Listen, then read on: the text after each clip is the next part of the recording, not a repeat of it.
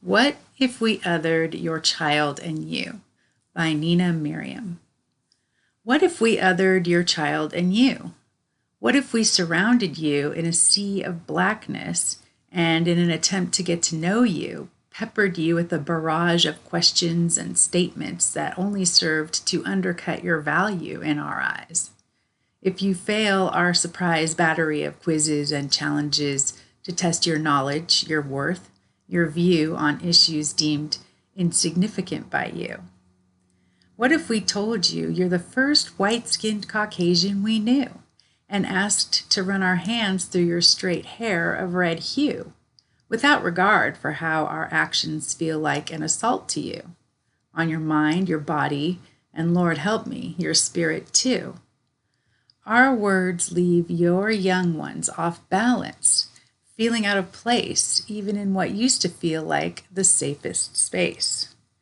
We let you know with our lingering gaze you are an oddity we do not encounter most days, for we choose to isolate ourselves in the most myriad of ways.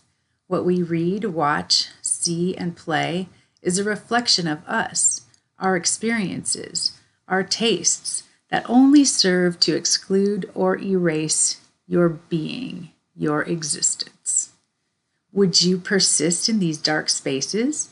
Encourage your ill-equipped child to shoulder the burden of educating us, all the while fighting the temptation to say nothing and just smile? To hide their confusion, the shock and dismay that in a multicultural world we still isolate ourselves in such a way? We have so little knowledge of your whiteness that we can say you're the first white-skinned Caucasian I've met to this day. If day out and day in we othered your child and you, would we wear you down? Would you begin to frown at your pale complexion and fine thin hair? To question your right to breathe the same air without the awkward pauses and malignant stares? Maybe you'd invest in cornrows and tanning creams as part of a carefully designed plan to make you seem a little less white. Or would you seek the comfort of another venue, one where you were free to just be you, where your brothers and sisters understand they are created imago Dei and assert that you are too? Or maybe you'd simply come to take a stand and from an early age guide your sons and daughters through the real world, not an artificial land, through stories, films, plays, and shows, through worship, interpersonal relationships, bridge building, and who knows?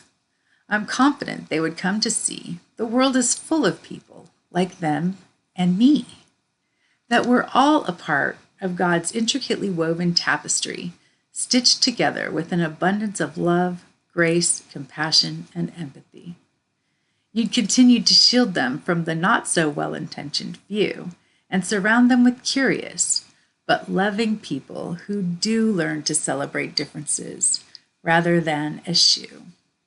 What if we othered your child and you?